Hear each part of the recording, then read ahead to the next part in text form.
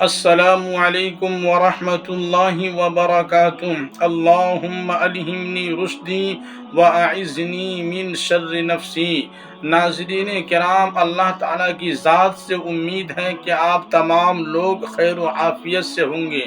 آج آپ ناظرین کی خدمت میں ایک اہم مسئلہ پیش کیا جائے گا، اور یہ ایک ایسا مسئلہ ہے جس سے عام طور پر لوگوں کو گزرنا پڑتا ہے، اور لوگوں کو عام طور سے یہ مسئلہ پیش بھی آتا رہتا ہے، اور لوگ اس کے متعلق مسئلہ بھی معلوم کرتے رہتے ہیں۔ اسی لیے مناسب معلوم ہوا کہ آپ ناظرین و سامعین کی خدمت میں اس مسئلہ کی وضاحت کر دی جائے۔ ناظرین کرام، مسئلہ یہ ہے کہ برسات وغیرہ کے زمانے میں راستے پر جو کیچڑ ہو جاتا ہے، پھر اس کیچڑ والے راستے سے گزرنے کی وجہ سے کپڑے پر جو چھینٹیں پڑا کرتی ہیں، ان چھینٹوں کا کیا حکم ہے؟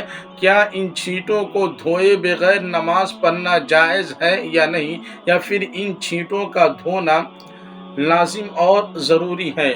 تو دیکھیے، فقہائے کرام نے برسات وغیرہ کے زمانے میں راستہ کی جو چھینٹیں کپڑے پر پڑا کرتی ہیں، ان کے بارے میں ذرا تفصیل بیان کی ہے، اور وہ تفصیل یہ ہے کہ اگر کوئی ایسا آدمی ہو جس کو کسی ضرورت کی وجہ سے بار بار اس کیچڑ والے راستے سے گزرنے کی نوبت آتی ہو، اور بار بار ضرورت پڑتی ہو، اور ہر مرتبہ اس کے لیے کپڑا کو دھونا دشوار ہو، تو ایسے شخص کے حق میں ضرورتاً ان چھینٹوں کو معاف سمجھا جائے گا، اگرچہ یہ چھینٹیں زیادہ ہی کیوں نہ ہوں۔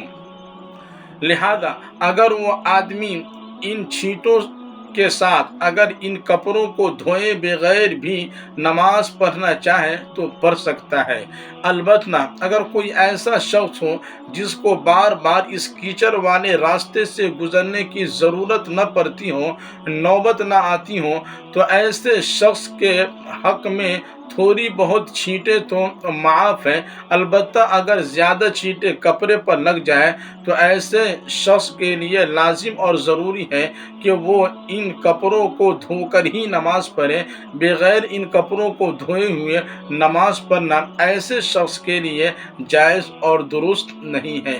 ناظرین کرام، یہ تھا مسئلہ راستہ کی چھینٹوں کے متعلق جو آپ ناظرین و سامعین کی خدمت میں پیش کر دیا گیا۔